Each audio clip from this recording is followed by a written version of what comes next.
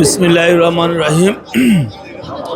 আপনি যে কথাটা বলছেন বিএনপিতে প্রভাব পড়বে কিনা উনার শূন্যতায়, এটা বিএনপির বিষয় নয়। বেগম খালেদা জিয়া তো এখন জাতীয় বিষয়, জাতীয় ঐক্যের প্রতীক, বাংলাদেশের অভিভাবক।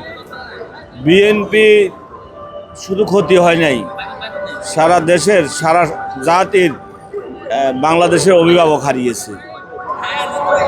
বাংলাদেশ এই পর্যায়ের আরেকটা নেত্রী কখন পাবে সেটা আমরা জানি না, পূরণ হওয়ার মতন নয়।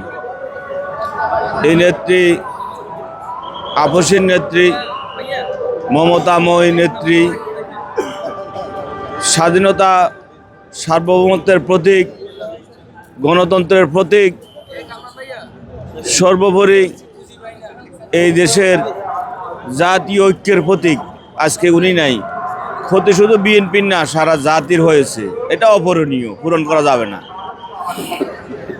আমরা মনে করি। আমি চট্টগ্রামের মিরসরাই, চট্টগ্রাম সংসদীয় আসন 1 মিরসরাই থেকে বিএনপির মনোনীত প্রার্থী নুরুল আমিন। কিভাবে রাজনীতিতে এগিয়ে যাবে, আমরা আসলে সামনে নির্বাচন, এই বিষয় নিয়ে কিছু আমাদের ভারপ্রাপ্ত চেয়ারম্যান আপনারা জানেন দেশে এসেছে। আমরা দোয়া করি আমাদের নেত্রীর শূন্যতা যেন আমাদের নেতা পূরণ করতে পারে। দেশের যে শূন্যতা, এই শূন্যতা যেন আমাদের নেতা জনাব তারেক রহমান পূরণ করতে পারে। এই জন্য আমরা আল্লাহর দরবারে দোয়া করি। আশা করি আমাদের নেতা জাতির যে শূন্যতা সৃষ্টি হয়েছে, এই শূন্যতা পূরণের জন্য উনি চেষ্টা করবেন।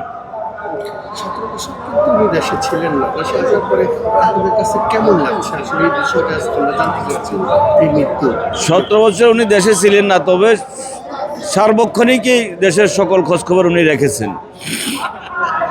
17 বছর পর উনি এসেছেন, এখন সরাসরি দেশের সকল খোঁজখবর উনি নিচ্ছেন, দেখছেন।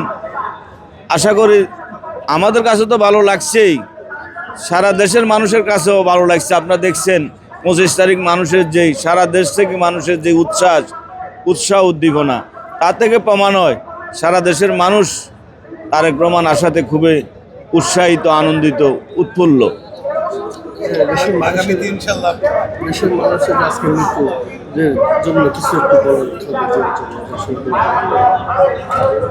আমরা আমাদের নেত্রী এইভাবে আমাদেরকে, উনি সারা জীবন মানুষের অধিকারের জন্য আন্দোলন করেছেন, সংগ্রাম করেছেন। এই 17 বছর মানুষের ভোট অধিকারের জন্য আন্দোলন করেছেন।